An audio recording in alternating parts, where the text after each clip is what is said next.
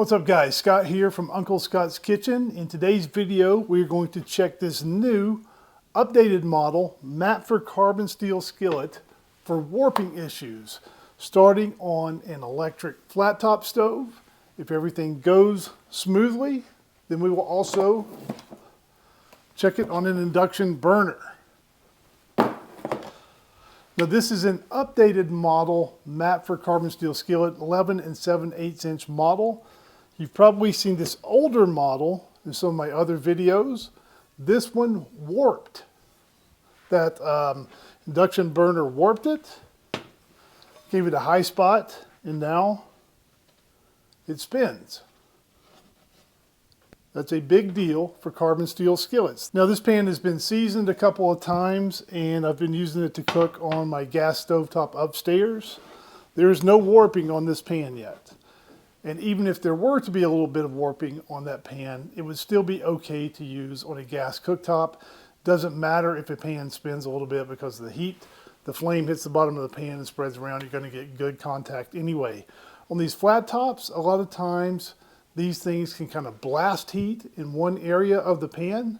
When metal is heated, it expands and that can cause some distortion of the metal. And if it goes downward, it creates kind of an inverse high spot. The pan will spin. What Matfer has done on this updated model to mitigate the problems I showed with the previous model is to put a slight upward bow in the bottom of the pan. And if the metal does change shape, hopefully it will go upwards and the pan will not turn into a spinner. And what we want to do is give it a little bit of extra time to heat up to make sure we're not blasting heat one area of the pan while the rest of the pan is cooler.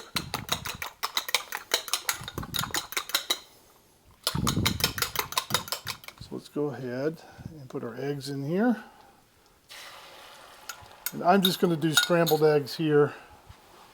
And I like my eggs a little bit soft, but my son, who had an egg allergy earlier in life and can now eat eggs pretty well, likes his a little bit drier. So I'm going to cook these a little bit drier, but our scrambled eggs are not stuck. So that's good. And I know when I cook eggs in carbon steel and butter like this is about all the cleanup I usually do. Okay, so the eggs didn't stick and the pan did not warp. Let's move up a little bit now and heat and fry some of these potatoes. I cubed these up, I've had them soaking, and I just dried them off with some paper towels. Okay, so I've had the pan heating up for about 5 minutes now. I've added a couple of test potatoes to the pan. Okay, our potatoes are non-stick. And if you want to get non-stick potatoes in carbon steel, what you need to do is soak your potatoes, get a little bit of that starch off of there, dry them really well, and then make sure you have your oil at the correct temperature. Fairly hot oil on 1 to 10 here. I'm at power level 6. So my potatoes are still non-stick. They're browning up nicely. And importantly,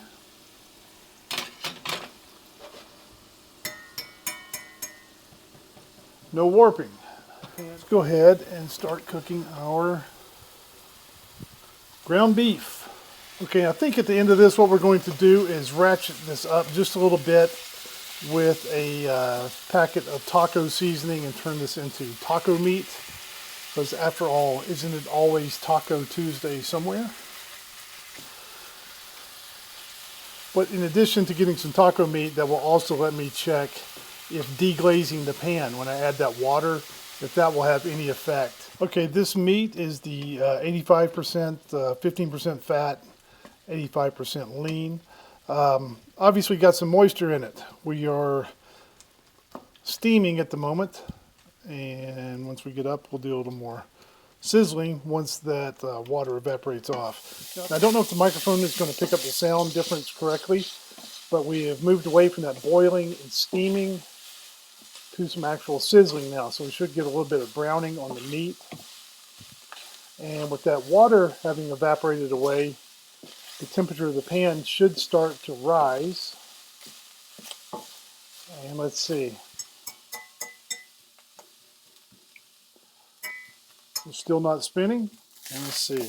Got a few sticky bits. Let's go ahead and deglaze a little bit.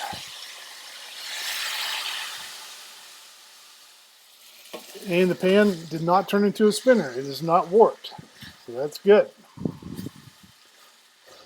Okay, moving right along here, the Matfer, it did really well on the electric flat top, eggs, potatoes, and beef, and especially deglazing that beef and boiling the water in there. A few temperature changes, no warping. So that's good so far. I've now gotten out the old induction burner. All right, here we go. Power on, power level 1. Okay, on the induction, I noticed that this is very hot already. The sides of the pan still cool to the touch. So I'm definitely going to wait until the sides of the pan are warm. Also notice on induction, if you pick the pan up to move it, the whole thing shuts off too. I don't like this induction burner. The induction burner is not cooking nearly as evenly as the electric flat top, and certainly not as evenly as the gas. But we're getting decent scrambled eggs, I would say. Now this induction burner, you can tell it has a very big graphic on there. And it looks like it should provide good coverage edge to edge with this pan. The burner underneath is actually not as big as the graphic might imply. There's more heat in the middle of the pan. When we cooked those eggs, you could definitely see it was hotter in the middle of the pan. It didn't get as hot towards the edges. After 4 or 5 minutes, though, at power level 4, I think the heat has evened out somewhat through the pan, getting nice sizzling edge to edge. The potatoes are not sticking, so we got a pretty high temperature here. And the most important thing is the pan is not warped. Okay, so I think the pan is done well in what I would call kind of normal cooking temperatures, normal everyday cooking temperatures. What I want to do now, just for fun, is bring this pan up to heat, up to the smoking point of oil, and kind of do a maintenance seasoning here on this induction burner. What I want to look for is if we get kind of an island or donut effect, if there is some deformation in the metal, if it goes upwards. So I can definitely feel the heat under the pan, but the rim and the edge is still cool to the touch. So we got to give these things, and there you can start to see a little bit of the island effect. Can you see that? Getting a little bit of a donut there. And I got to say, donut or island is much better than spinner. So this metal is changing shape. You can see it happen in real time, but it's going upward. And that's good, because if it's going to change shape, that's better than going downward and turning this pan into a spinner. Okay, so I've gone up to power level 7. I've got this oil up to its smoking point. I'm going to have to turn the fan on and open a window here before I stink up the house and tick off the wife, which we never ever want to do. But the pan, the deformation has gone upwards. That upward bow in the bottom of the pan seems to be working correctly, and this thing is not a spinner. That is good. Turn this off now and turn the fan on. And finally, what I'm going to do is come back here to the electric flat top and repeat that test. I'm going to put some oil in the pan and bring that oil up to its smoking temperature. So the pan is up to smoking. I'm going to have to turn the fan on here in just a second, but I note it is not a spinner, even though we have the donut and island effect. What I'm doing now, just to see what will happen, I've put it on the burner, cranked the burner up to power level 8, and I'm going to heat it dry until water beads up and rolls around like little ball bearings. And not spinning. Let's see if some water beads up yet. Starting to. We go up to power level 10. Now this is completely on high. Let's see what happens. Pan's still dry. No spinning.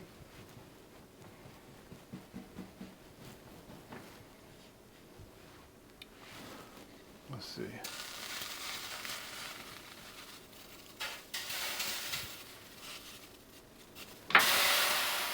And we get the little ball bearings. Not spinning. See, the water's still rolling around. Okay, so a picture is worth 1,000 words. What is a YouTube video worth? Let's see, here's the old Matfer, kind of the classic. A definite spinner. The new Matfer,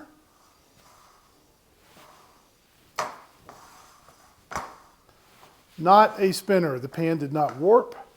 We've used it on gas a bunch of times, and then you saw me use it on the flat tops, the electric, and the induction.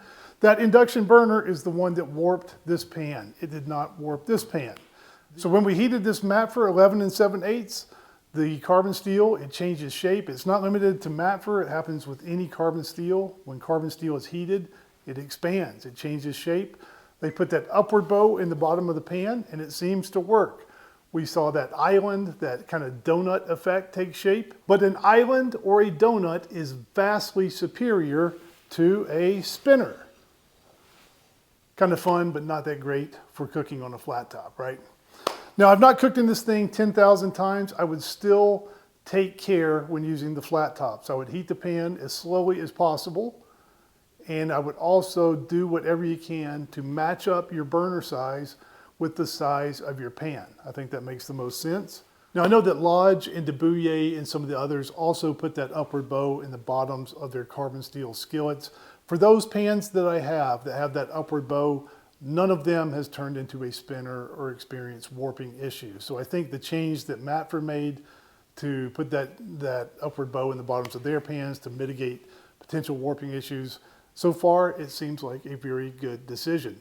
Now, if you get one of these pans and have any warping issues, or if you just love it, I'd like to know either way. Make sure you leave your comments in the comment section below the video. I've got another updated, smaller Matfer carbon steel. I'm going to do some videos about it.